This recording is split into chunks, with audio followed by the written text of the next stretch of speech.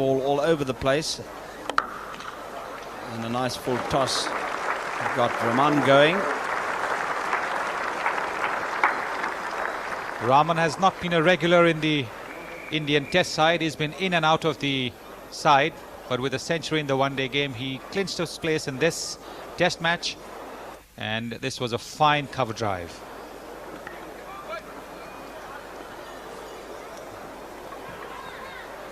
India started slowly,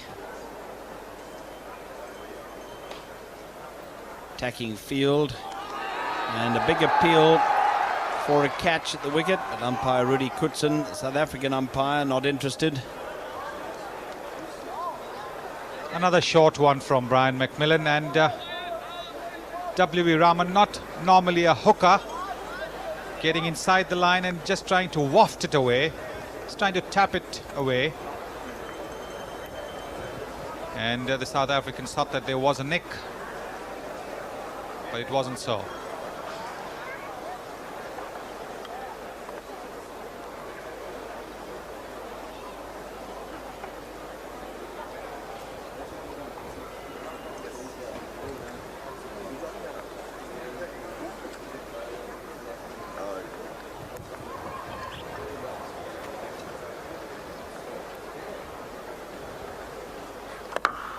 Nice looking shot from Rahman, and that's 4 runs.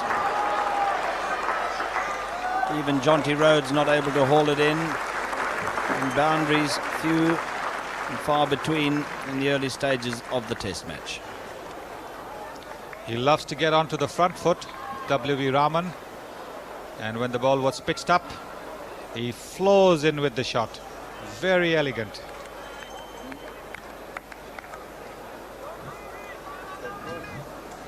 So just 2 boundaries, both hit by Rahman in the first 30 runs for India. And Kepler Wessels must have been wondering whether his decision to put the Indians into bat was the right one, without his fast bowlers responding and giving him the breakthrough. And that was the first fall of the bat of Shastri through the slips, dropping short. It's a good delivery, that from McMillan, moving just a little bit, and Shastri getting it off the outside edge. Fortunately didn't carry.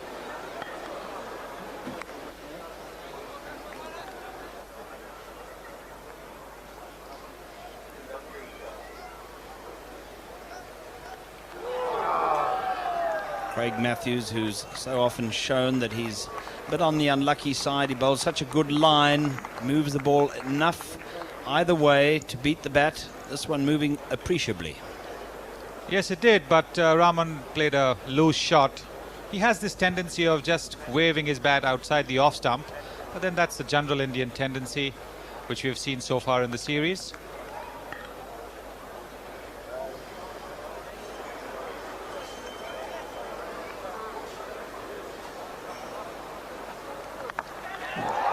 And the first wicket with Shastri giving an easy catch to Omar Henry in the gully off the bowling of McMillan, and the breakthrough that Kepler Wessels so desperately was looking for. Well, McMillan bends his back a little more for this one, and it climbs off a good length, gets the shoulder of the bat, and a simple catch to Omar Henry. Shastri couldn't keep it down, although he's a tall man. It's a good delivery, and Shastri is out. Batting for an hour and 3/4 for his 10. There was a period when he was bogged down on 5, and for over an hour he never scored a run. Maybe just pushing a little bit too much at that one eventually, instead of offering a totally dead bat, and as a result of it, it flew above the head to Omar Henry, but an easy enough catch.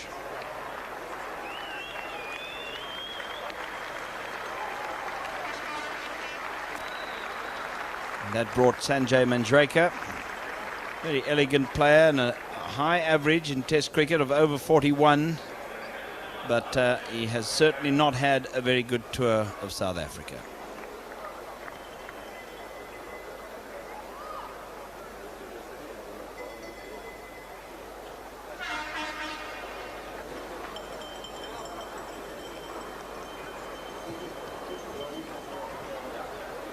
So Donald, having bowled indifferently in his first spell, his second over, for instance, nobody even offered a shot at a delivery, but when he came back for the second spell, he struck.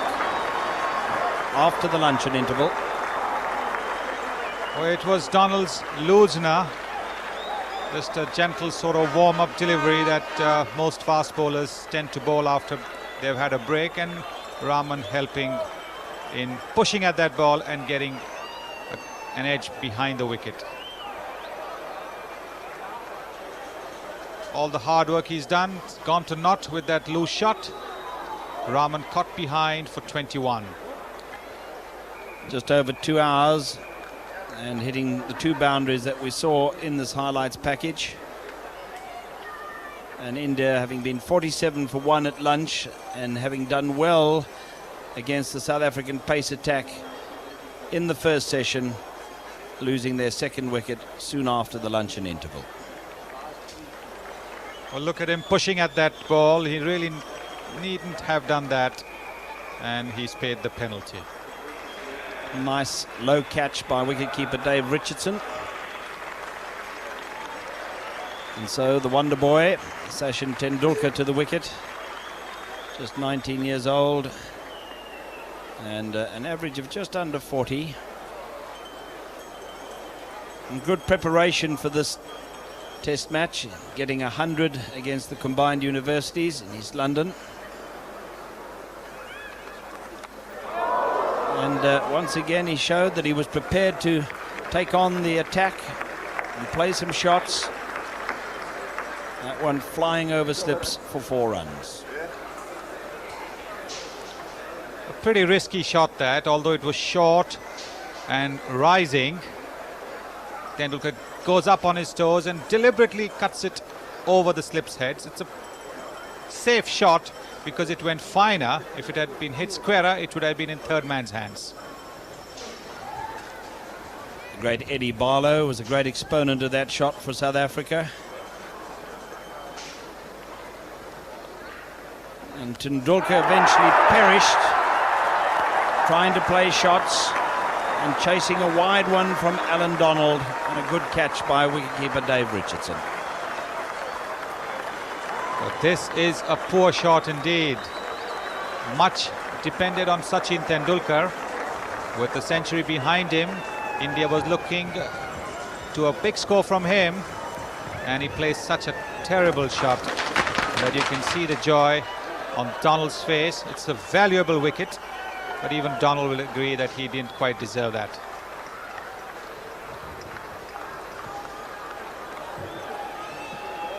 So out for just 6. 1-4 over slips, and India in trouble at 3 for 59.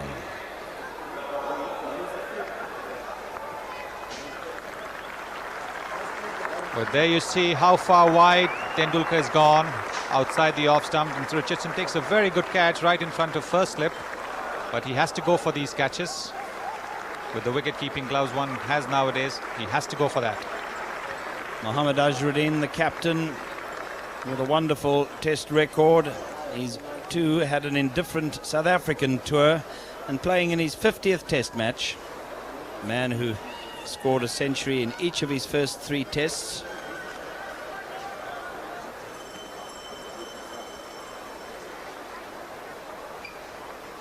And Azharuddin was soon to produce a most extraordinary shot early on in his innings. It was a terrific shot. Not much of footwork there, but the ball was pitched up. Azharuddin saw it well and he let go.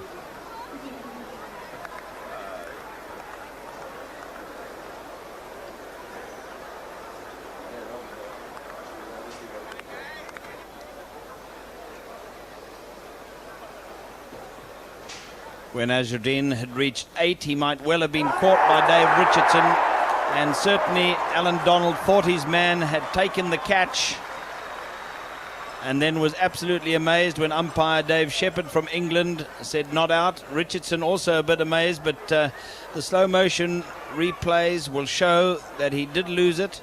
He claiming, I think, that he had it under control long enough, but that was not the case. Well, it's a pretty ordinary shot there from Azharuddin. Fishing outside the off stump. Ball once again way outside the off stump, and Richardson making 2 grabs, and there the ball's gone down. Whether it was because of the collision with McMillan or whether it popped out when his gloves or his elbow hit the ground, I'm not sure, but he certainly did lose it, even after having a second grab at it. But a catch it should really have been taken, and that would have plunged India into desperate trouble.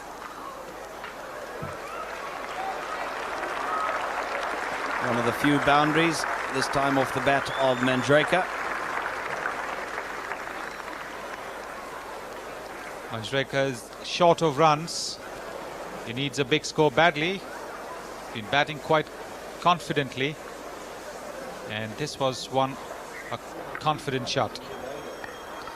Craig Matthews, having conceded just 9 runs from his first 8 overs, came back for his second spell, having been the straightest by far of the South African bowlers. But he was soon punished in his return with a fine shot, just dropping it a little bit too short outside the off stump, and Azharuddin quick to seize on it.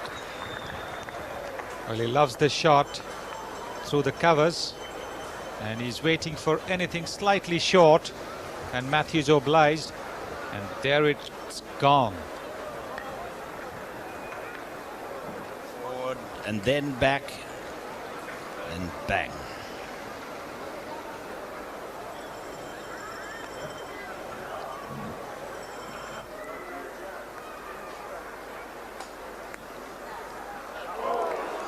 And that's where Azharuddin has got out so often, with the minimum of movement of the feet, playing from the crease and just sparring at it with the bat.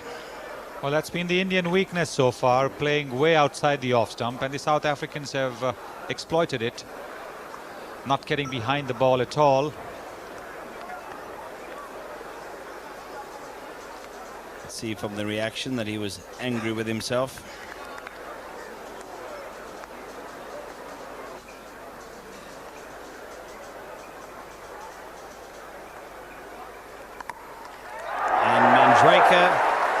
The 4th wicket to go down, just steering it into the hands of Omar Henry in the gully. A poor shot, almost as though he was giving the fielders slip practice.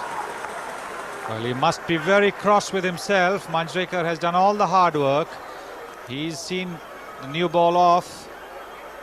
He's been batting there for quite some time, and then he plays a shot which was more, as you said, like catching practice, straight to Omar Henry in the gully. He's 23, taking him a little under 2 hours, and just hitting that 1 boundary. A man who's also struggled for form in South Africa, and it couldn't have been easier for Omar Henry.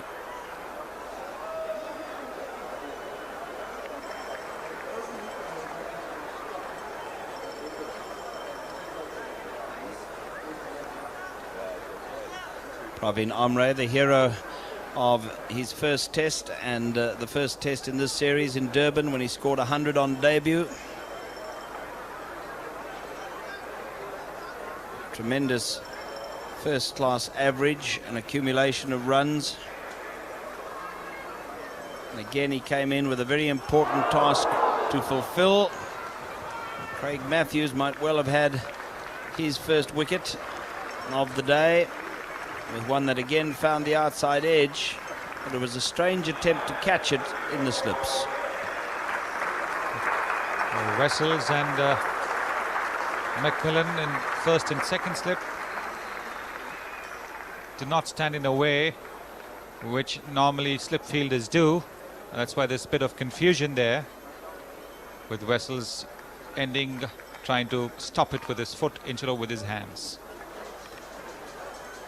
Those runs brought up the 100 in the 49th over, so it was slow cricket, slow progress by India, backs against the wall, every now and again punctuated by a good shot.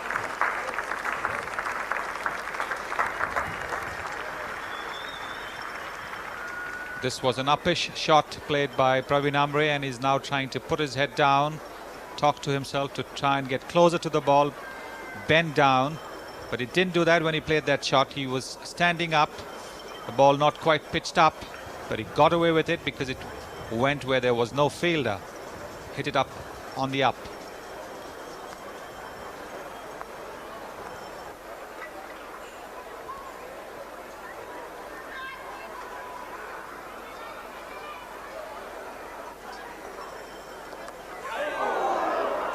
Good many found the edge of the bat, and quite a few dropped short of the slips. And Craig Matthews again unlucky. And this is what I mean by saying that the slip fielders, Wessels and Macmillan, not quite in understanding where to stand. They are a little bit apart, which means that a catch which comes close and low is bound to go between the two of them. One leaving it to the other. And the net result, 4 runs.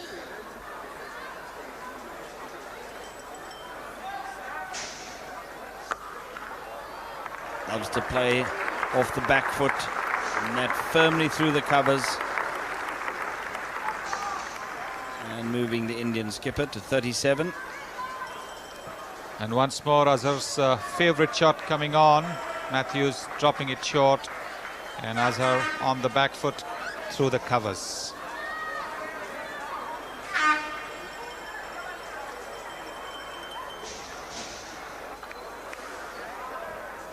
It was some time before the left arm spinner Omar Henry was brought into the attack. Kepler Wessels exploiting everything that was in the track for the fast bowlers, and when he did come on, he was hit occasionally through the covers, but on other occasions that man Jonty Rhodes was there to save a certain 4 runs. Yes, Amre had actually thought he'd got the gap there till Jonty Rhodes got there. Amazing how quickly he's back up on his feet after a save like that.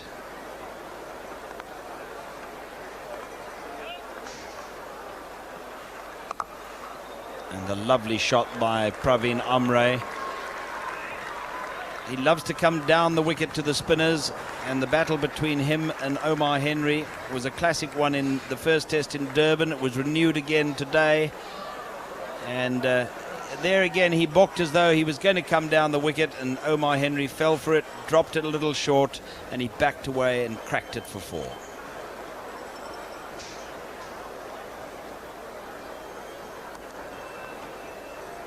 So Azharuddin and Amre trying to rebuild the Indian innings. And most of the good shots came from the bat of Azharuddin. This was a lovely on drive. The ball pitched up on the off stump, but Azharuddin with a flick of the wrist has played it to the onside. Most batsmen would prefer to play it straight or to the offside, but Azharuddin uses his wrists incredibly well.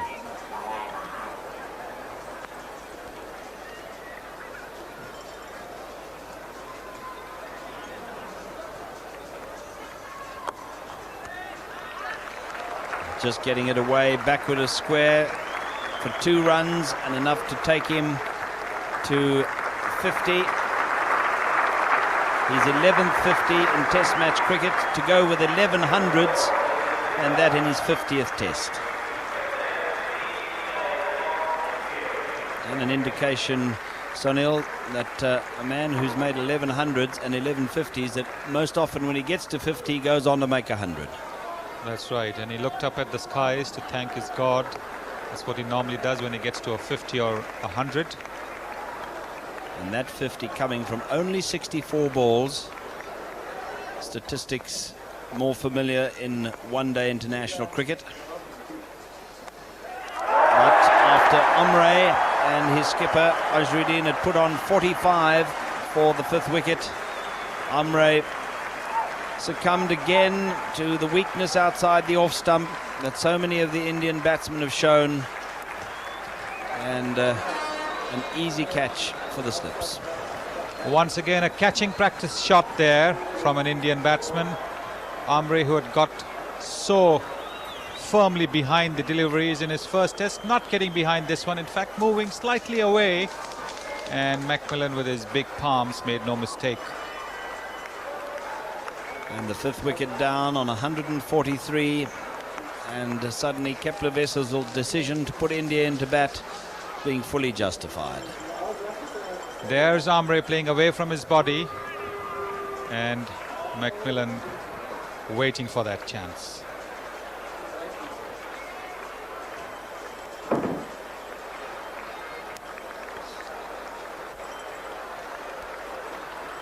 So enter Kapil Dev the Great.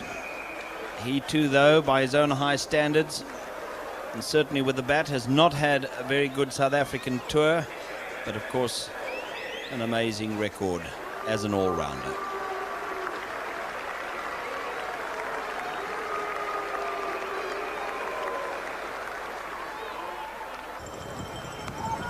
Kapil Dev was to get a torrid welcome from Allan Donald. Very first ball hitting him in the chest and hurting. It was fairly predictable that Donald would dig in short to Kapil, and Kapil taking it on his shoulder.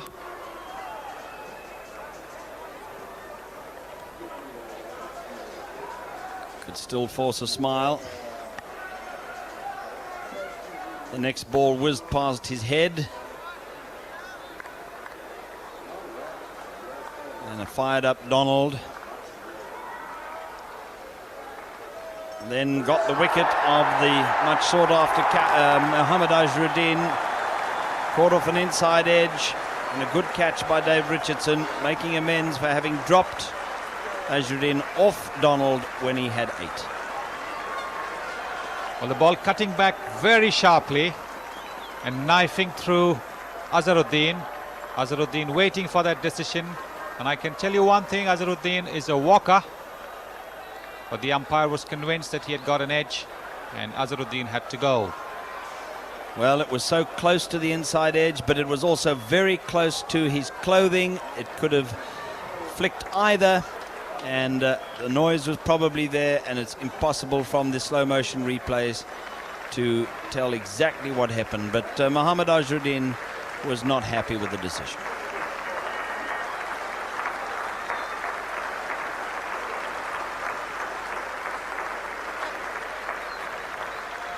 And there's that ball that got back very sharply, went between the bat and the body. Donald quite convinced that Azhar had edged it, and so was the umpire. So Azharuddin 60 from only 88 balls with 7 fours, brought Manoj Prabhakar to the wicket. A more than useful lower order batsman who on occasions, as we saw in the last couple of matches of the one-day series, can open the batting, and has for India. But Kapil Dev, so much depended on him, played a horrid shot to get out off the bowling of Macmillan, caught by Peter Kirsten. Well, it's hard to describe this shot. He tried to pull it over mid-wicket, but it ended up in Kirsten's hands at mid-off.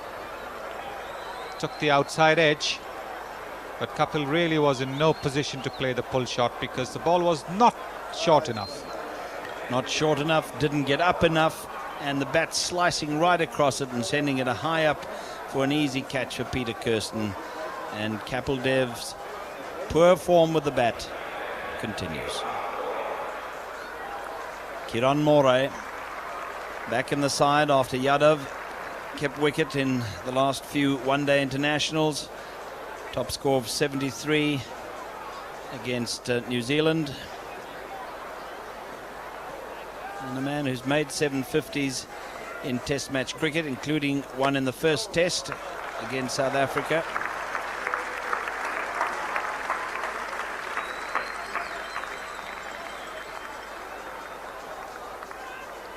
And Prabhakar playing this on the up. The foot not quite there, but the bat was, and it went right off the middle.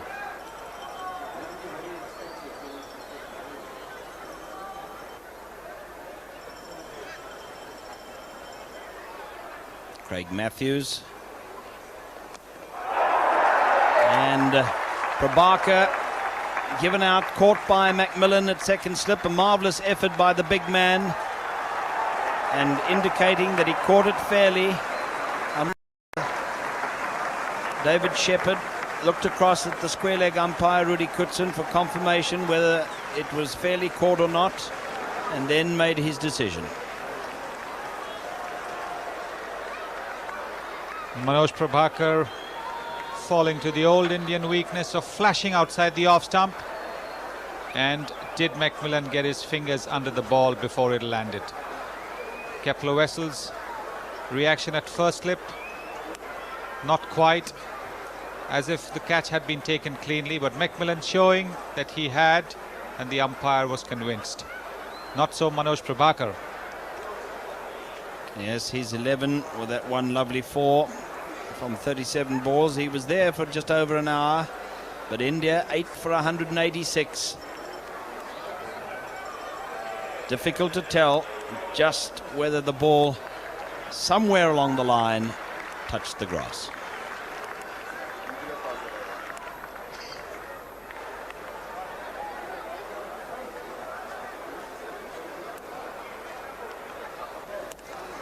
Let it be said that it was another great effort by Brian Macmillan. Anil Kumble's 21, which he made at the Wanderers, his best effort in a test match so far, but he has 3 first-class hundreds to his credit, and his job was to stay there with Kieron Moray till the end of play. But he might well have been caught before he had scored by Kepler Wessels. Not quite staying down at first slip at the end of a long day. Very sharp chance. Yes, it does happen that you tend to relax a little bit in the slips at the fag end of the day, and Kumble was very like 197 for 8, and early on Schultz got one to come back at Moray that he wanted to leave, but in the end it just hit, and it hit unfortunately for him on the glove. So it was a pretty nasty blow, that, and there was a fear at one stage that Kieron Moray might have been hurt badly, dropping his wrists and taking it on the glove. Yes, being the wicket keeper, if it was the fingers it could have been very serious, but it was the back of the hand, and the good Dr. Ali arrived with the magic spray, and Kieron Moray was able to bat on and was to show no real effect when keeping wicket later on. Allan Donald, with 4 wickets already under his belt, was surprised to see himself hit for 4 just to the onside of the wickets. One of the few deliveries that the batsman gets pitched up to him, and Moray decided to take advantage of it. Moray had received a few short deliveries from Donald, and when this one was pitched up, he was quickly on to the drive. Uppish though it may have been, it fetched him 4 runs.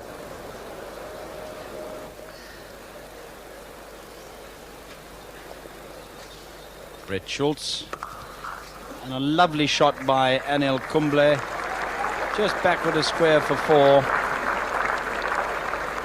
He does open the batting for his province in India, and has 3 first-class hundreds to his credit, so a man who knows how to contend with a newish ball, and indeed with the pace of Schultz. And it was a fine shot. Jonty Rhodes is at extra cover. That meant the gap was there to be taken, and Kumble did it. But exactly what South Africa wanted, they got fairly early on when Allan Donald induced Kieron Moray to play at one outside the off stump that just moved enough to find the outside edge, and David Richardson did the rest behind the stumps to give Allan Donald his 5th wicket and his first haul of 5 wickets in a test match. And he fully deserved those figures. And once again proving that every time he pitches the ball up to the batsman, he's far more dangerous than when he pitches it short. He's got 4 wickets, all caught behind the wicket by the wicket keeper. And Kiran More is 1 more wicket in the same manner. And Donald needs to pitch the ball up more if he's got to get more 5-wicket hauls. Nearly 2 hours at the wicket for his fighting 20 from the gutsy Indian wicketkeeper, but the deflection quite clear there as it went through to Richardson. Brought in Venkatapati Raju, playing in his first test in South Africa, his 9th of his career, and he couldn't have relished the opportunity of facing too many from Brett Schultz. He didn't have to, because Anil Kumble edged one to slip, where it was taken on the rebound by Brian McMillan. The South African bowlers have exploited the Indian weakness just on or outside the off stump, and the Indians have fallen for it with great regularity. Anil Kumble driving outside the off stump, and the catch bouncing off Craig Matthews, but Brian McMillan was ready. Indeed, wonderful hands, Brian McMillan. His 3rd catch in the slips in the innings, and bringing the Indian first innings to a close at 212. And this is how it ended. Scooped up by Brian McMillan. Involved in 6 of the wickets, 3 catches, and he took 3 wickets himself. And one can see over here that although the ball went through Matthews' fingers, McMillan was alert enough to grasp it. And he was covering anyway and would have caught it even, I think, if it had missed Matthews completely. And interesting that all 10 wickets to fall went to catches, and 9 of the 10 behind the wicket, indicating a weakness in the Indian batting outside the off stump, and also good bowling by Allan Donald and Brian McMillan to exploit it. McMillan involved, as I say, in 6 of the dismissals with 3 catches and 3 wickets. And so Kepler Wessels fully justifying his decision, which surprised some, to put India into bat on the first day.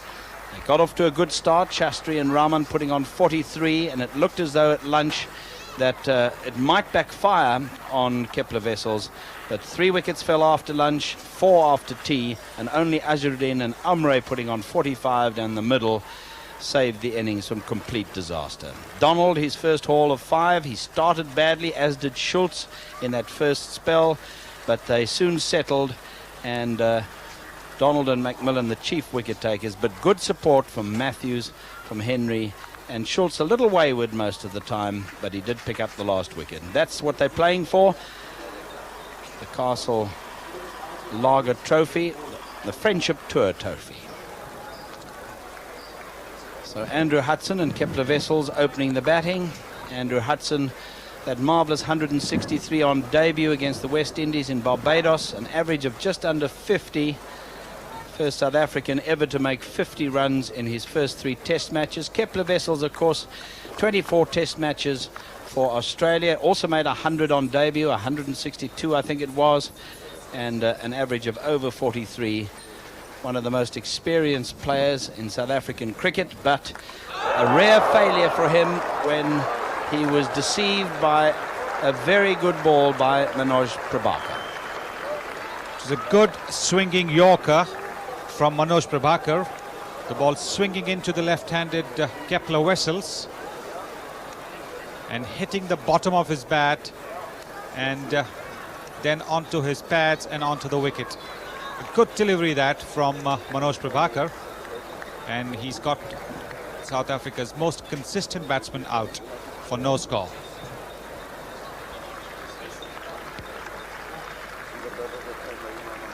What a little monster he is, that fellow. Leaving the scene with Kepler Wessels, the South African skipper. And this is how it happened. Watch, off the toe of the bat, just onto the bottom of his left leg and into the wickets. And it brought Hansie Cronje to the wicket. Many have believed that he should go up the order, and indeed that's what was decided. And although Hansie Cronje has failed in every one of his test innings so far, he did score a very good 55 in the one-day international, and he came to join Andrew Hudson, who took full advantage of a delivery pitched up well to him. He likes the ball coming onto the bat, and he's very good on the front foot. Andrew Hudson's front foot play has been a feature of the series. He flows into the drive, opening the face of the bat just a bit to get it to the left of cover for a boundary. And Prabhakar will learn that Hansie Cronje likes to hook and pull, and a short delivery like that on an easy paced wicket is manna from heaven. It certainly wasn't called for, because there was no fielder there, and on this wicket it was never going to be a surprise ball at Manoj Prabhakar's pace.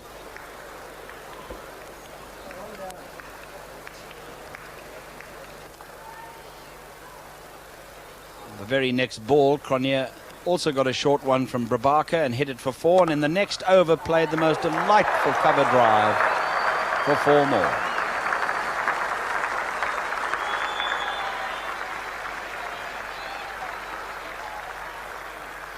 This was sheer timing, and the ball well pitched up, and Hansie Cronje just going through with that. Lovely timing.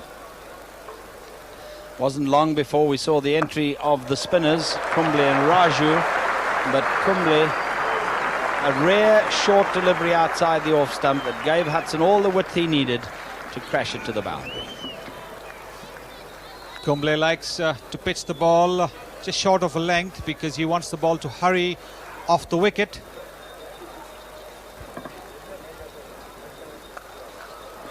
Straying down the leg side, which he does tend to do from time to time, and Andrew Hudson getting onto it. Raju was getting a bit of turn, and he thought perhaps he might be able to get the batsman in trouble if he pitched it on the leg, but he strayed down and was punished.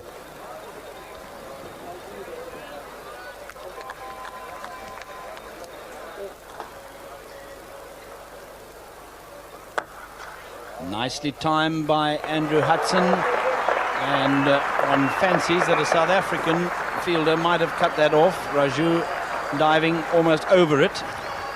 Yes, that's been the problem with the Indian fielding.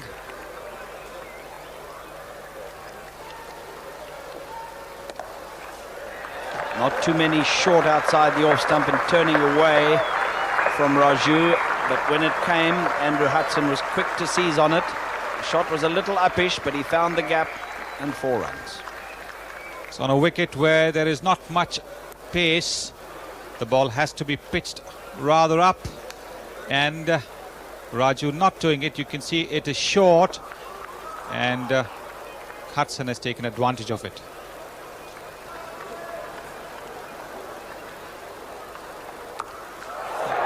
Not often that the South African batsmen have brought that shot off against Kumble on this tour, but Cronje doing it handsomely, and 6 runs, and that gentleman, I might tell you, took a very good catch beyond the boundary. But Kumble had brought his deep square leg up in the ring, and Cronje knew that this was a safe shot if he got it in the middle, and he did. Kumble spent the time going round the wicket, and that's when one felt that the South African batsman might try that shot. They didn't then, but Cronje certainly brought it off to perfection, and then went onto the back foot and played a beautiful shot through the covers. Jay Srinath, the 12th man, was able to haul it in, but the 3 runs brought up the 100 for South Africa.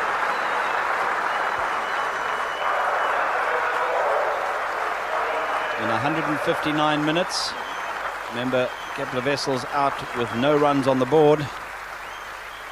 So a very good start for South Africa in reply to the 212 all-out made by India. And when Cronje just turned that one backward as the square leg umpire, there were 2 runs for his first 50 in Test match cricket. It's a very well played innings. He came in with his captain gone for a 0, but he's battled it, and 50 runs or 140 balls with 5 boundaries is testimony to how well he's played.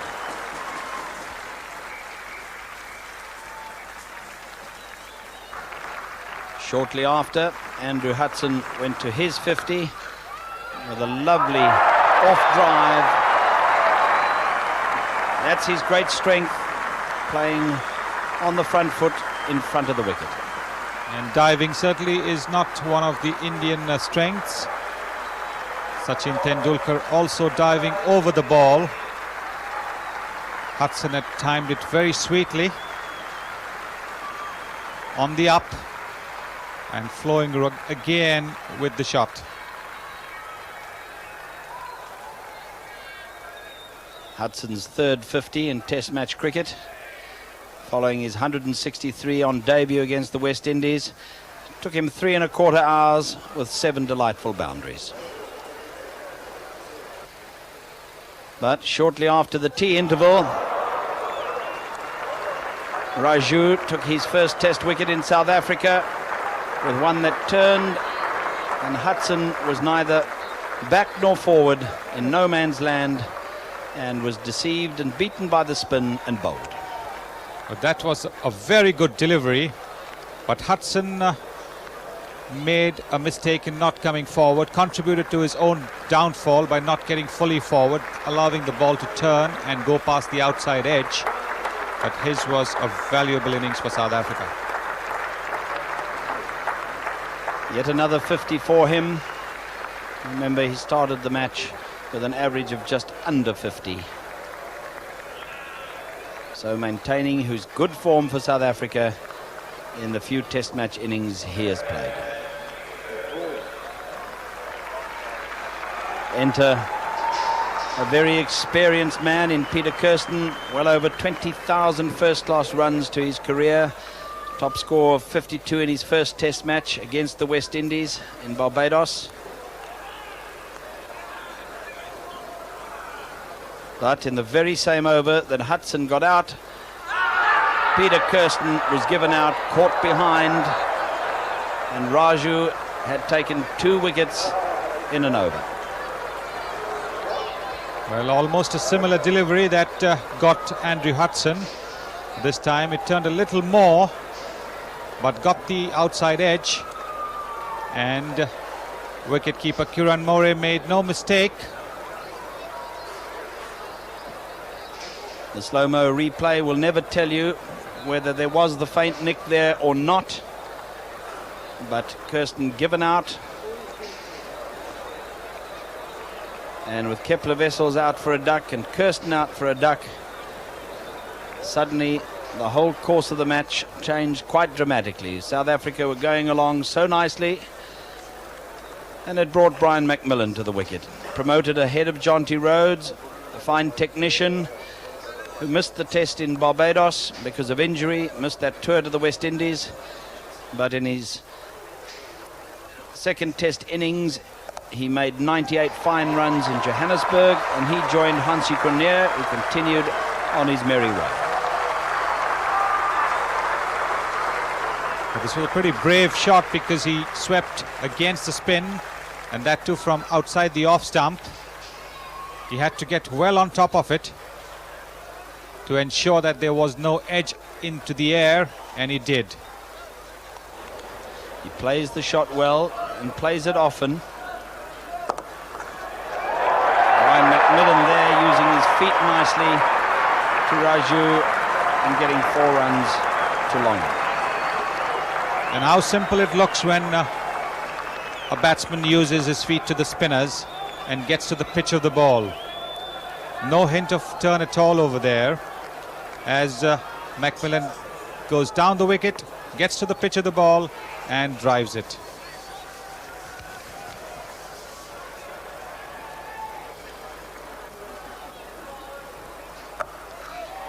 Not often that you get them short and just turning away well outside the off stump. Lots of room for the batsman to lay back and crack it to the boundary. And perhaps Venkatpati Raju, after a long spell, was tiring a bit. There certainly wasn't much zip in his bowling, and with the wicket being a little slow when he pitched it short, it was easy meat for Hansie Cronje. Well, the Indians were asked to bowl 80, and then it was time for action. And interestingly, Ravi Shastri opened the bowling, and Macmillan was soon to get him away through the covers for 4 runs to bring up the 50 partnership between himself and Cronje. Shastri was off the field yesterday because of an injured knee, but he was back on the field knowing that his spin was required. At the other end, Raju bowled from the duck pond, and he soon had Brian Macmillan in trouble. Macmillan in the over, playing back to nearly every one of the deliveries and always looked uncomfortable, and then he was plumb LBW. Well, the thing that struck about Macmillan's innings was that he preferred to play the spin on the back foot even yesterday, and he looked quite comfortable doing that. But today he played across the line and the ball kept low. He's a tall man, Macmillan is, and the LBW decision was really a formality. So Macmillan adding just 6 runs to his overnight situation, in all batting for 2 hours and 10 minutes for his 25. A good partnership of 54 between himself and Cronje. So you can see how low the ball hit him, well below the knee roll, almost shin high, and that made the decision that much easier for the umpire. Jonty Rhodes going down the order a touch and coming in at number 6, and how well he's done since he started playing for South Africa. A top score of 91 coming in the Wanderers Test.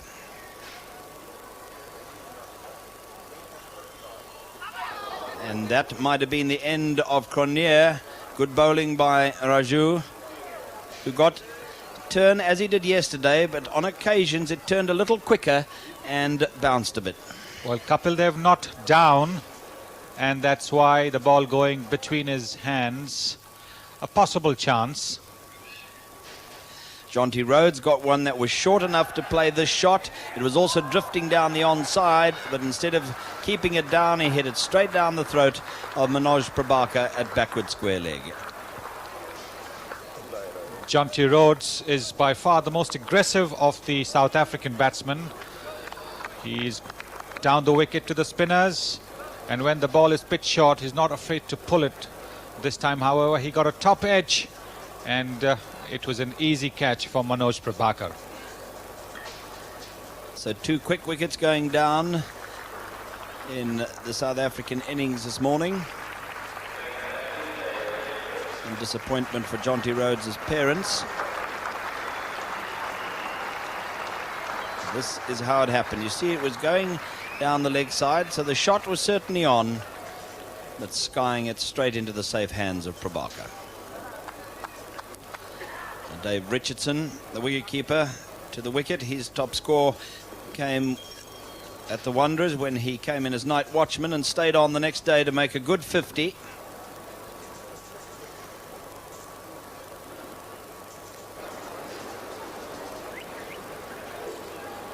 There was a big shout against Hansie Cronje for LBW. Umpire Rudy Kutsen saying not out, but I think it hit him on the back leg. And Raju very disappointed at not getting the decision. Cronje has been sweeping Raju from outside the off stump, but this time the ball was pitched on the stumps, and when he missed it, it was going to be close.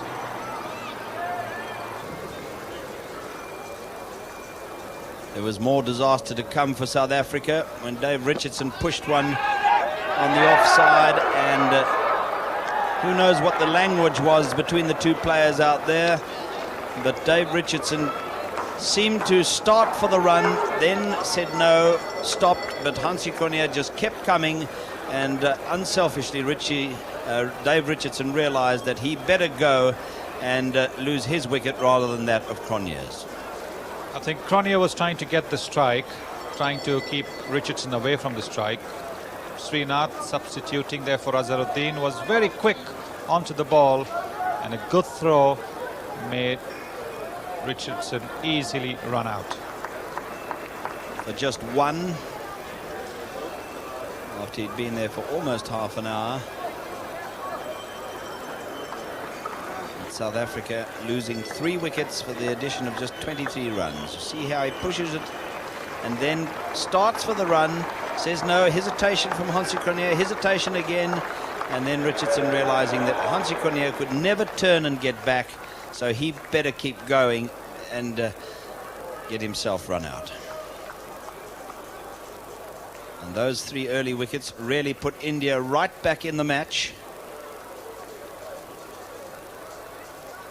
Omar Henry came to the wicket, fresh from a good 80 against Northern Transvaal in the Castle Cup, and he showed intentions of getting after the Indian spinners.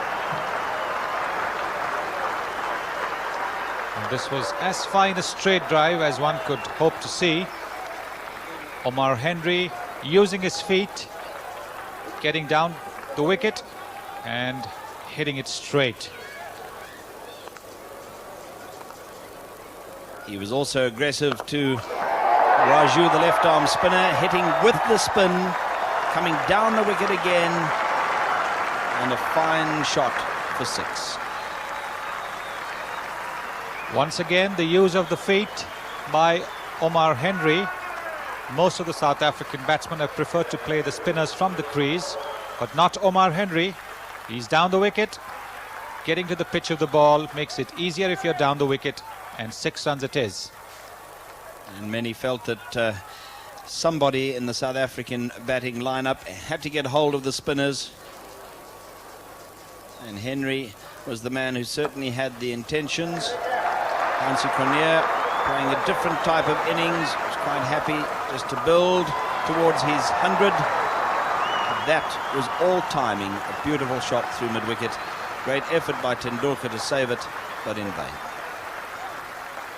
Hansie Cronje is particularly good at playing the drive between mid-on and mid-wicket.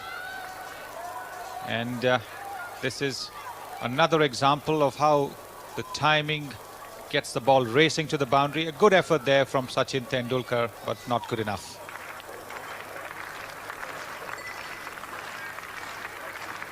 Hansie Cronje on 96, and he got one of the rare short deliveries from Kumble with enough width outside the off stump to crack it away for 4 and to raise his bat in triumph, his maiden 100. His previous 4 innings in Test cricket had brought him only 30 runs, but what a studied endeavour this was. Applause from his fellow players and cricketing manager Mike Proctor. An innings that took almost 7 hours with 9 fours and a 6. What a moment to reflect on for the 23-year-old South African. Omar Henry wasn't finished with his aggression at the other end.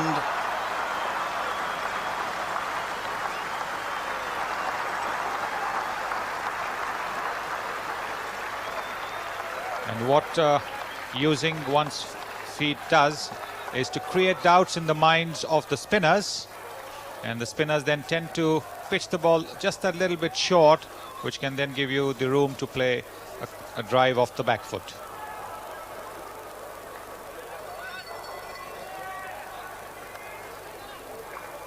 And that gave South Africa a lead, just 1 run on the first innings. And then just before lunch, Kapil Dev had his first bowl of the day, and the troublesome Omar Henry was given out LBW.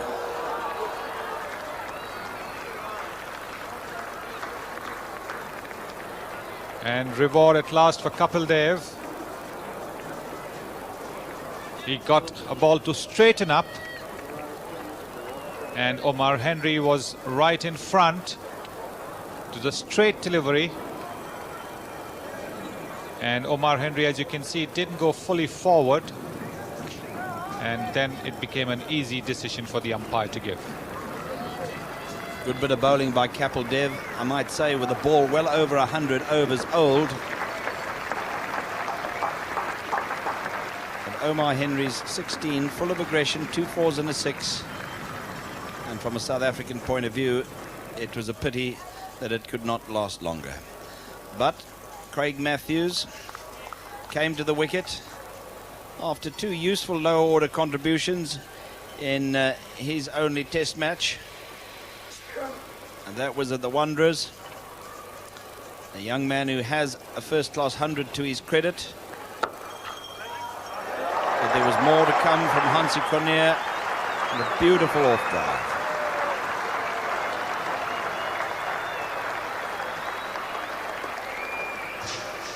Hansie Cronje has been very, very impressive in this innings. Very good temperament. And now he shows that he can hit the ball on the offside as well. Ball in the slot for the drive.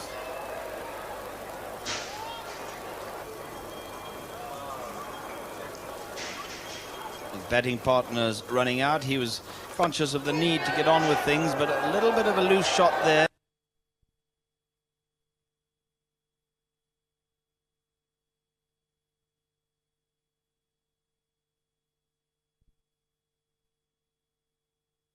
That shot from Hansie Cronje, tried to play it on the up. Luckily for him, it didn't carry to W.V. Raman.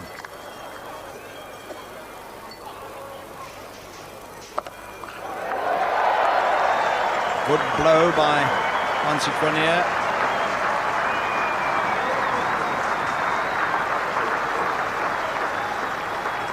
Giving South Africa a lead of 30 with still 3 wickets in hand.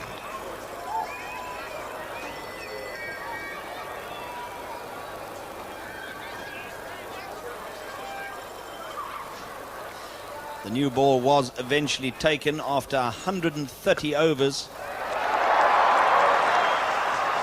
And as so often does happen, the score suddenly accelerated and the ball going quicker to the boundary off the bat. And this is the shot that Craig Matthews plays very well. He's a predominantly front foot player, and he opened the face of the bat. We saw him playing a similar shot in Johannesburg, and this must be one of his favorite shots. Brought up the 250. But Kapil Dev, armed with a new ball, was to put an end to Matthews's very worthwhile contribution, as much for the score that he made as for staying with Hansie Cronje. Azharuddin taking the catch, which went quickly off the bat. And once more, Craig Matthews opening the face of the bat, and with the outswinger from Kapil Dev, helping it into the waiting hands of Mohammad Azharuddin, the captain, at first slip. A very simple catch.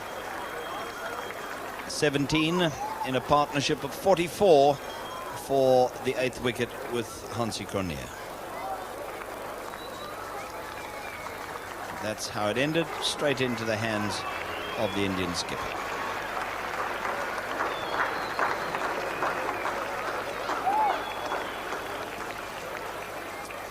Allan Donald, who has 1 first-class 50 to his credit.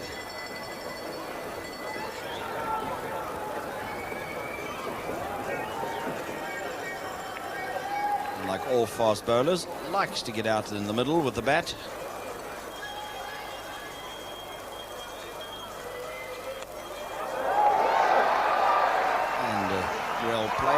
To fine leg, Raju slipping as he went to do the fielding, and so they were able to get 3 runs.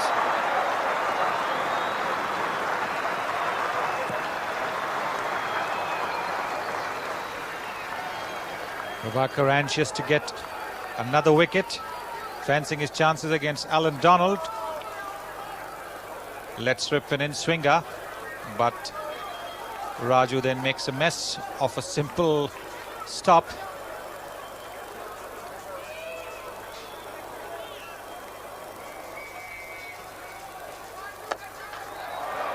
magnificent shot by Hansie Cronje. Long chase for Ravi Shastri to the longest part of the ground. Well, once again a drive on the up, but Cronje is now well set, and with 100 behind him and with only Donald and Schultz to come, he knew he had to open out.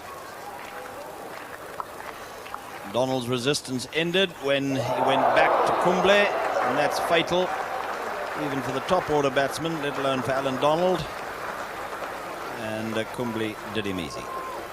But Kumble was bowling with a ball which was quite new. The ball would hurry off the wicket. It normally does, even if the ball is old.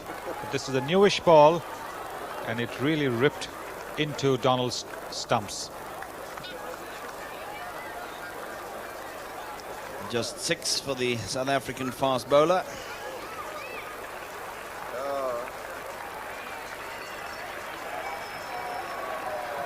You can see the gap and the stumps being tilted. Donald neither forward nor back. That's a fatal thing to do when you're playing Kumble. Brought Brett Schultz to the wicket. No great pretensions as a batsman.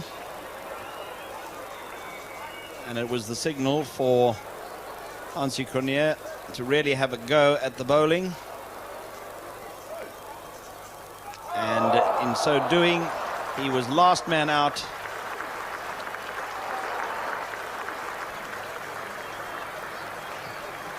Cronje had to throw his bat about because only Schultz was there to keep him company. He had to try and increase the South African lead, and he perished in that attempt after a brilliant knock of 135. It was a painstaking knock, but he knew that he was the one who had to stay and get South Africa the lead, and he's done his job splendidly.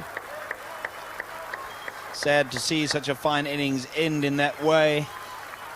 An innings that took almost 9 hours to make.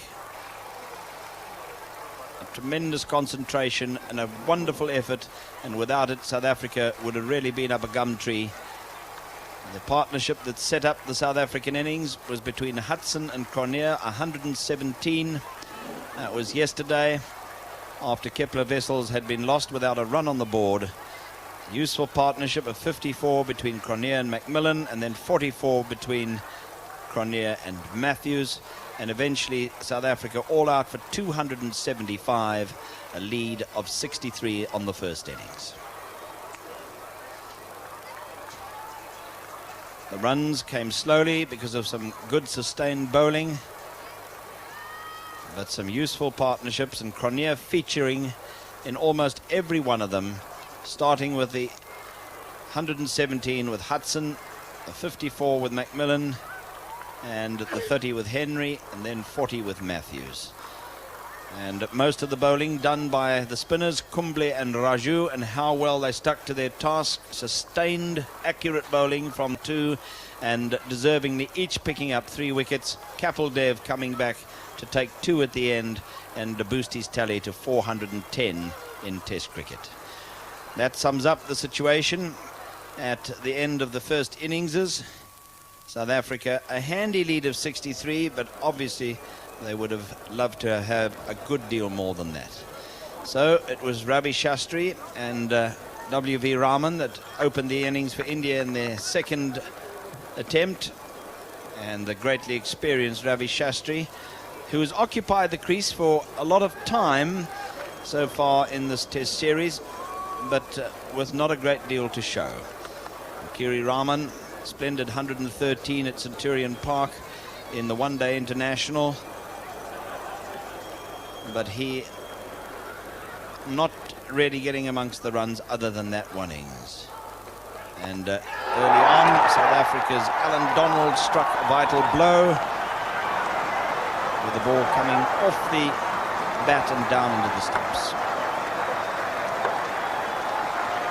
Raman had got out in similar fashion in the one-day match, immediately after he got his 100 at Centurion Park. And in trying to put that rising delivery from Donald down, he edged it on to his stumps. So a dreadful start for India in their second innings.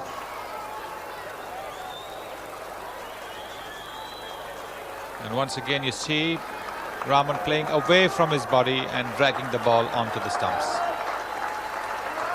Brought Sanjay Manjrekar to the wicket with a good test record, but a man who has not been in good form on the South African tour.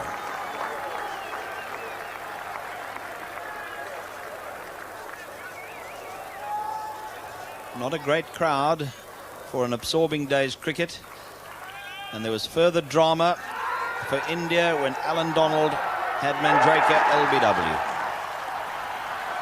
Sanjay Manjrekar has been well short of runs, and that shows in the uncertain movements he makes while at the crease. Back, across, forward, back, and when Donald gets the ball to nip back in and keep low, then he finds that he is in front of the wicket. Yes, he certainly moved right across his stumps.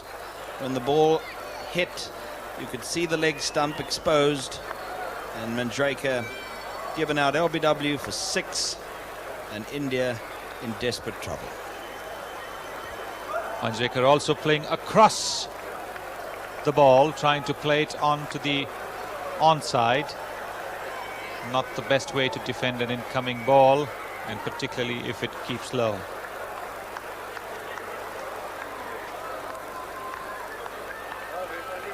Joy for Allan Donald, adding 2 wickets to his 5 of the first innings, which brought Sachin Tendulkar to the wicket, the wonder boy of Indian cricket, just 19 years old.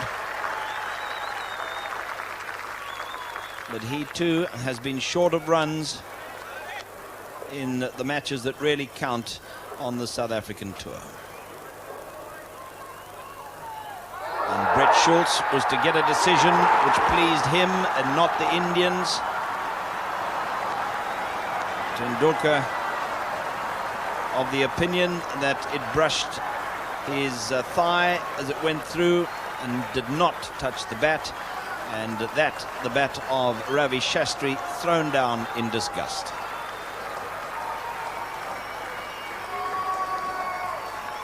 And umpire Rudy Kutsin, who gave the decision, having a word with Shastri. Well, Tendulkar also not moving his feet, but the bat not close to the ball. But the umpire had no hesitation in giving him out, caught behind. It was a big blow because this young man has the ability to change the course of the match, and India was expecting a lot from him. Yes, it was very important that Tendulkar should play a substantial innings, because South Africa were not looking forward to chasing anything in excess of 150 batting last on this wicket. There clearly one can see the deflection off the thigh through to wicketkeeper Richardson, who does not even bother to appeal. Another indication of the misfortune of Tendulkar. Mohammad Azharuddin, after a very good 60 in the first innings, which came off only 88 balls, came to the wicket in an absolute crisis.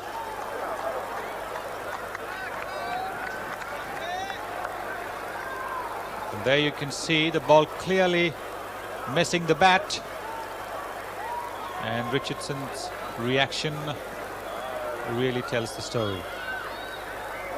The umpire obviously believing that the ball just got the inside edge before it deflected away off the thigh.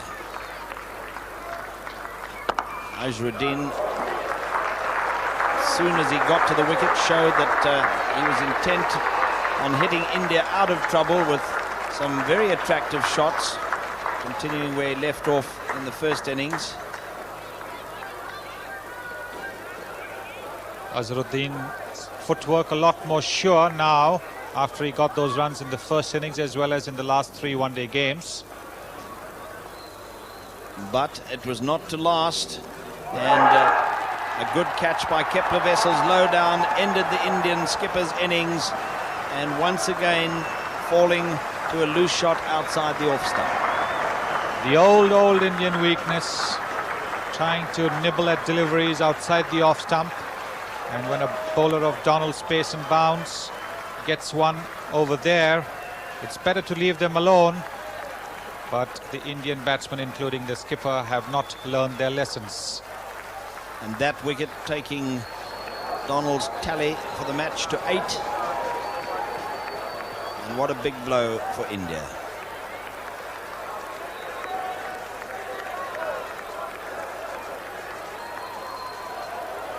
Once again you see Azharuddin fishing outside the off stump, and a regulation catch there for Kepler Wessels. Praveen Amre, the hero of the Indian recovery in their first innings in the first test at Kingsmead in Durban, where he made his highest score at 103 on test debut. And now he had a very important job of once again trying to rescue India. But he got one that lifted, and although it was down the leg side and not well directed, he went after it and just got enough bat or glove for Richardson to take a catch down the leg side. This was an uncharacteristic shot from Praveen Amre. He doesn't normally play the hook, but certainly the nerves or the pressure now telling, and he wasn't able to resist playing the hook shot, and he's back in the pavilion. Caught Richardson, bowled Schultz. And India still some way from wiping out the deficit of 63 on the first innings, with a 5th wicket going down and only 27 runs on the board. Absolute disaster for India. What was needed was players who would buckle down to the task, take a few blows. But when you play for your country, you should be prepared to take a little bit of pain. But the Indian batsmen don't seem to be prepared to do that.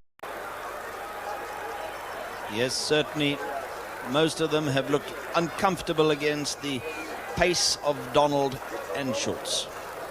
Kapil Dev too, as great a player as he has been, has not prospered on this tour and has also been peppered by the fast bowlers.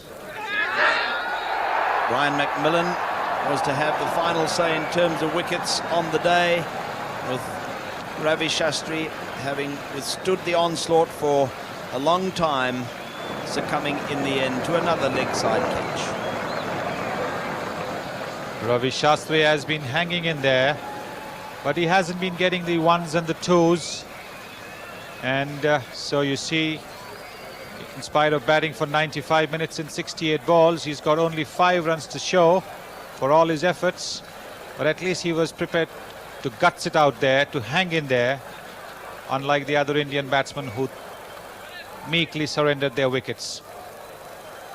So 31 for 6 India when Manoj Prabhakar came to the wicket, the man who has opened the innings for India before.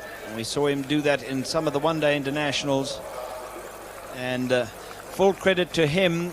He stayed with Kapil Dev through a very awkward period, 40, after India had plunged to 31 for 6.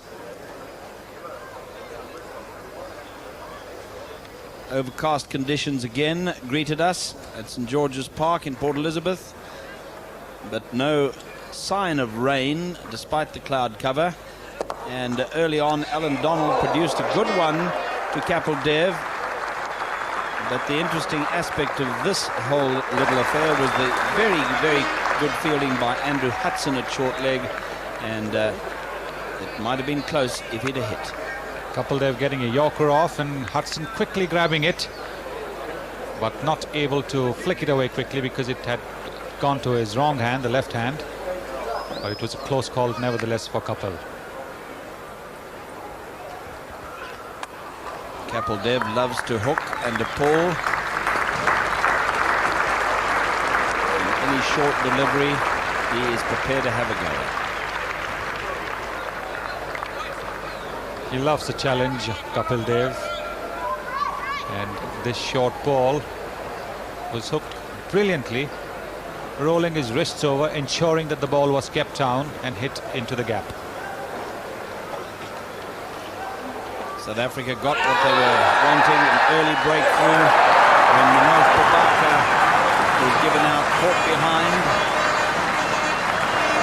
He was not happy with the decision, feeling and indicating that he brushed the pad with the inside of his bat. That's what made the noise on its way through to Richardson. And a good leg cutter there from Allan Donald. Richardson taking it, and Manoj Prabhakar not quite happy with the decision.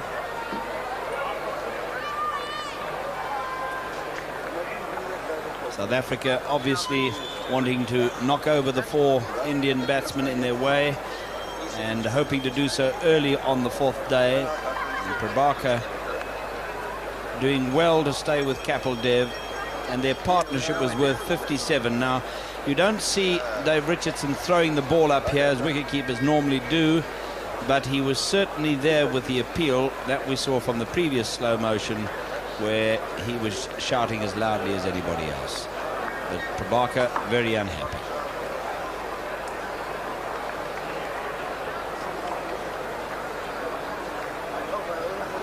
It must be said that in this test match, India have got 1 or 2 decisions that have been a little bit on the rough side, as they say in cricket. And certainly they had more of those that might have just been on the wrong side than the South Africans.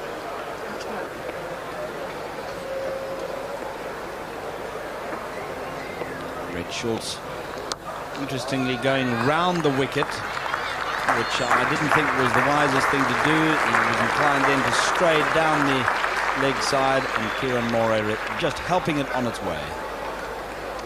Well, Brett Schultz was trying to dig the ball into Kieran Moore's ribcage by going round the wicket, but he pitched this up and on the leg stump, and Moore is very, very fluent in that area, just waiting for it and then helping the ball along.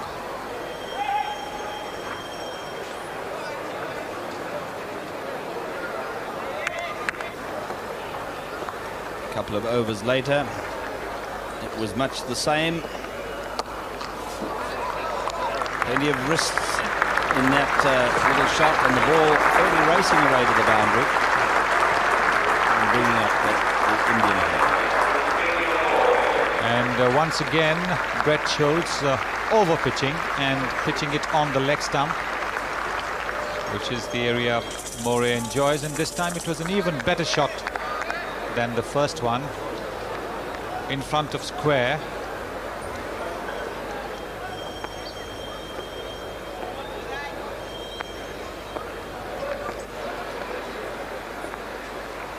Allan Donald didn't take the first over of the day. That went to Brian McMillan, but he soon took over from Brian McMillan at the duck pond end, and as he has done all through the match, produced a delivery of high quality.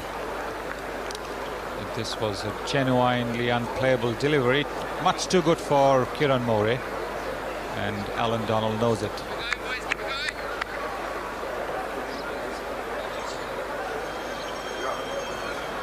So much depended on Kapil Dev, 33 of the 71 overnight.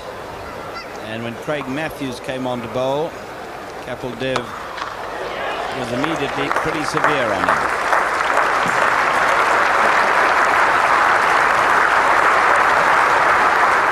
All this while, Kapil Dev has been rocking onto the back foot with the short deliveries that have been fairly liberally bowled at him by Donald and Schultz, and suddenly he gets the opportunity to get onto the front foot. The slightly slower pace of Craig Matthews, his first delivery crashing over mid-off, and what a way to get to his 50. He's 26th 50 in Test cricket, and what a responsible and sensible one and valuable one with India in a crisis. Peter Kirsten should have caught Moray at third slip. We saw McMillan at second slip covering, but it was Kirsten's catch, even though it was to his left, and he doesn't drop many, but that was one that got away. Peter Kirsten certainly not having the best of matches over here. A fairly simple catch by Test match standards. He seemed to make a grab for it, and it bounced off his hands and away from McMillan. It wasn't to prove too expensive, as Allan Donald got Moray in the end, this time off the inside edge of the bat into the stumps.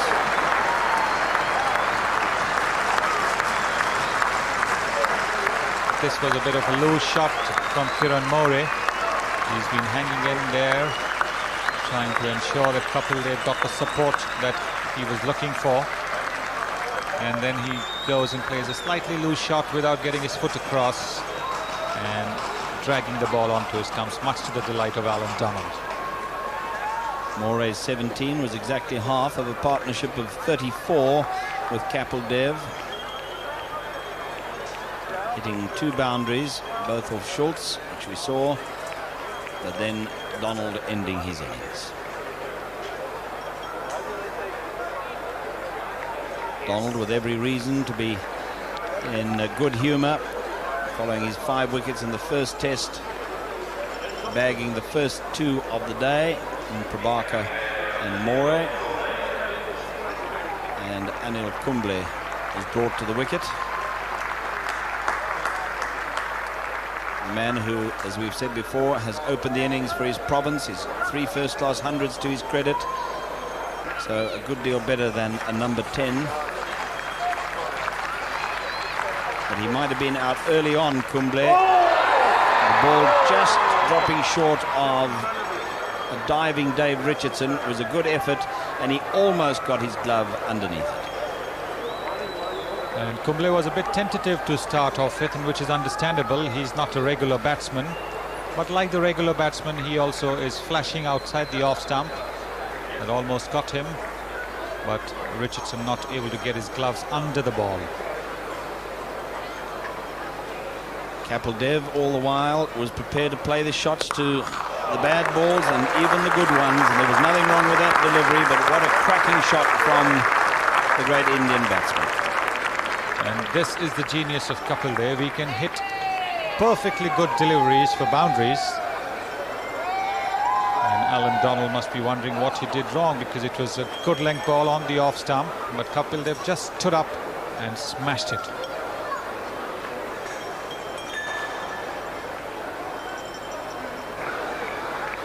Saw Craig Matthews in his first over to Kapil Dev hit over the covers for 4, which brought Kapil Dev his 50, and he found Matthews very much to his liking today, hitting right through that one for 4 runs over middle. Kapil Dev certainly relishing the prospect of getting onto the front foot, and Matthews, as we know, likes to pitch the ball up on or around the off stump, and this time he's been hit from outside the off stump over mid-on.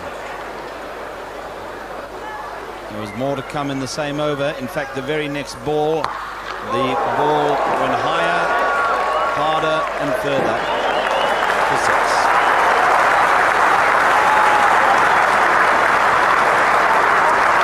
When Kapil Dev is on song, it doesn't matter what line or length you bowl. If the ball is going to be there to be hit, and this certainly wasn't, but he hit it anyway. Remarkable shot from a man who suddenly, after a poor tour with the bat, found his form, his timing, and going onto the back foot, he was equally adept at getting it away to the boundary.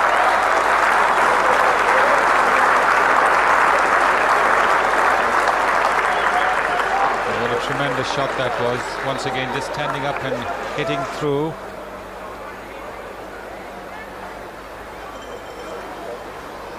Omar Henry couldn't have really relished the thought of bowling to Kapil Dev in this sort of mood, and Kapil Dev soon had him away to the boundary through mid-wicket with a very risky shot. And that brought up his 100, his 8th century in Test cricket. Congratulations from Hansie Cronje, who stood there resolutely, giving Kapil Dev the support he was looking for, and the Indian team joining in the applause. It's a marvellous 100. I've only seen one better against Australia. An incredible innings when one remembers that India were 31 for 6.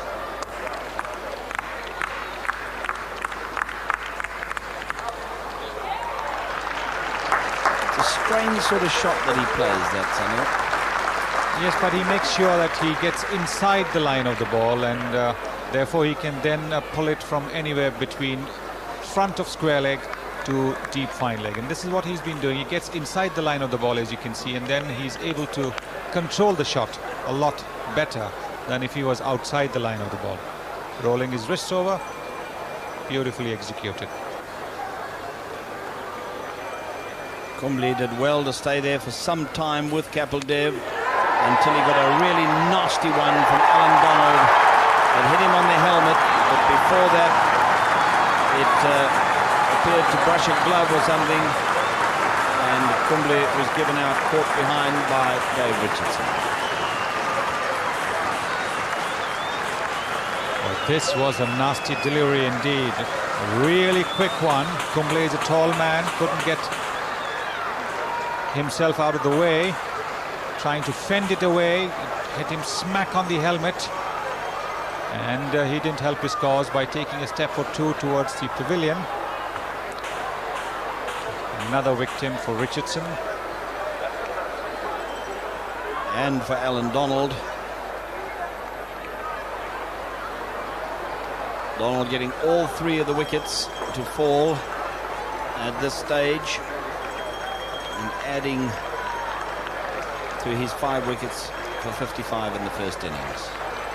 And this a really mean delivery on a day when there wasn't quite as much bounce or pace for Donald and Schultz as there had been late yesterday afternoon. Yes, and look, this is how we got Kumble out, because Kumble tried to walk towards the pavilion.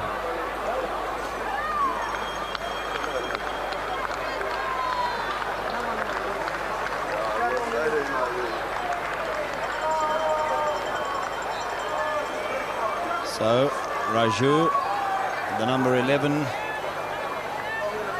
an encouragement for him from Kapil Dev. Nothing tremendous to talk about as from a batting point of view, but he knew his sole job was to stay there with Kapil Dev.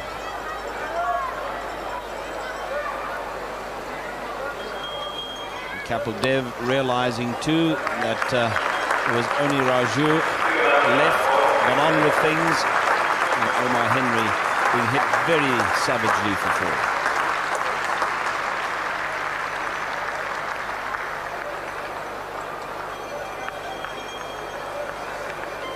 And Kapil almost facing mid-wicket when he hit that shot, almost like a straight drive facing mid-wicket. Donald also came in for a bit of punishment from Kapil Dev, throwing the bat at everything in the hope of trying to build a total that would challenge South Africa in the final innings. By now Kapil Dev was sighting the ball as big as a football. It didn't need much footwork there, just stood up and whacked it past cover.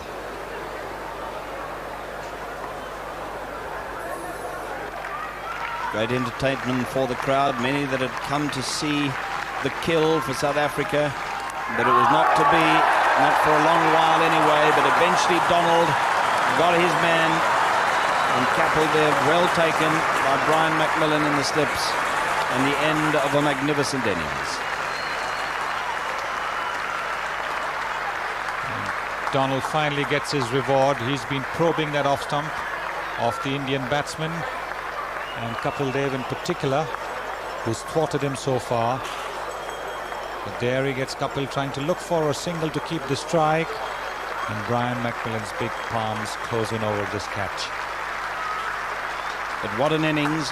129 when India were in desperate trouble. And it came in a little over 4 hours with some delightful boundaries. This, though, is how it ended, into the safe hands of Brian McMillan, and what threatened to be a complete disaster for India when they plunged to 31 for 6 in his 4th Test match, an average of just under 50, 3 50s and 100 already to his credit. And he started with a lovely shot through the covers before.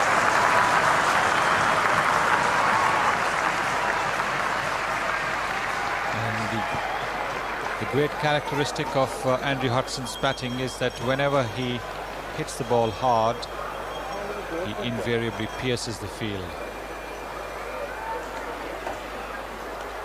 Wessels was also in a positive frame of mind, wanting to win the match before the end of the day and not have to come back for a 5th day. This was a very, very nicely executed cover drive, head right on top.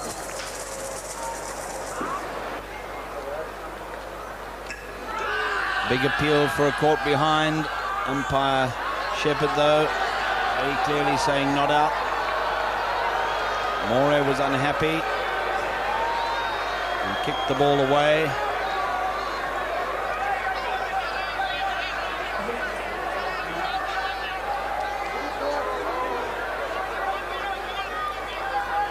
Kiran Moore a bit distraught at that decision from umpire David Shepherd, but David Shepherd, the umpire, was very clear in his mind right from the beginning that Andrew Hudson's bat was nowhere near. The bowler and the wicketkeeper going up in appeal, and David Shepherd responding no.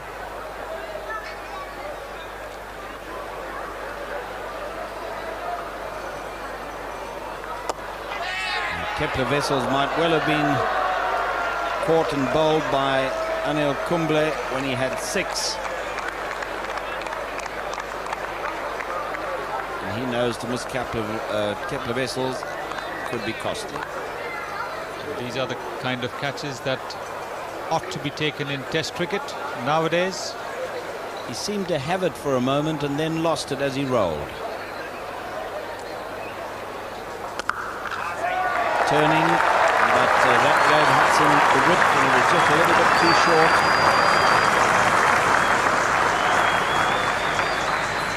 And in spite of 4 fielders there on the offside, Hudson once again managing to find the gap. When he hits it, he invariably gets runs.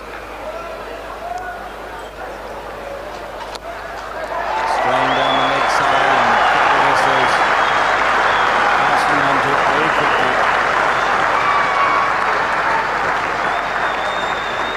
That ball was begging to be hit. Outside the leg stump, leg spinner turning away.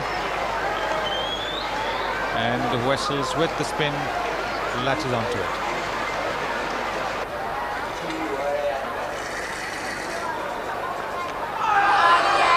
Good bit of wicket keeping by Kiran Moore, and the umpire calling for a decision from the 3rd umpire with the help of television replays. And Wessels dragging his foot out of the crease, but quickly getting it back before Moore can whip the bails off.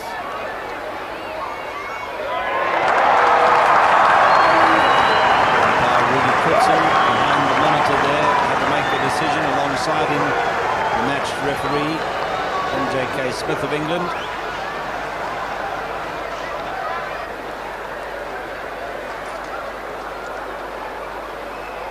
Hudson might well have been caught by Azharuddin at slip off Raju.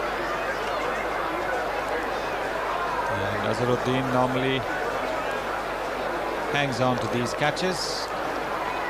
But nothing's going right for the skipper.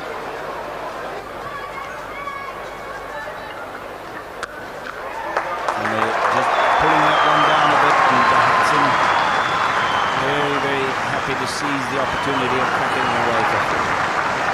It must be said that the Indian spinners bowled very, very poorly in this innings, when one would have expected them to bowl a lot better and get a lot more purchase from the wicket. It can be said too that the two batsmen, Kapil Dev and indeed Andrew Hudson, were much more positive in their approach to playing the spinners. And Kapil Dev there producing another delightful cover drive. Yes, they certainly were more positive, both Wessels and Hudson, getting to the pitch of the ball. As you can see, this footwork from Kapil Dev getting to the pitch of the ball and then hitting it between extra cover and mid-off. Kapil Dev is 50, coming in well under 2 hours with 101 balls with 6 delightful boundaries, and not often that we find Kapil Dev outscoring Andrew Hudson. Tendulkar came on and immediately had Hudson caught by Azharuddin in the slips. This man, or shall we say this boy, can do just about everything, it seems. Bowls medium pace, bowls a bit of off spin, and now he's turning his arm over to bowl a perfectly pitched leg break, which draws Hudson into a forward defensive shot, and Azharuddin for once getting under the ball and catching it. Just a little under 2 hours in making his 33. He also, like Wessels, hit 6 fours.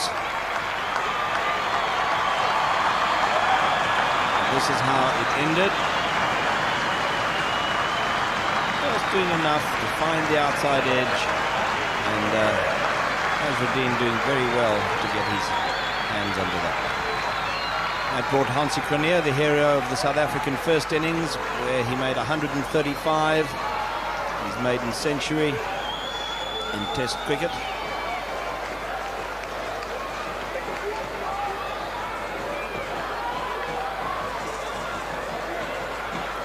And a nice crowd that came out to watch the final day, as it proved to be. Kapil Dev was really in quite sparkling form.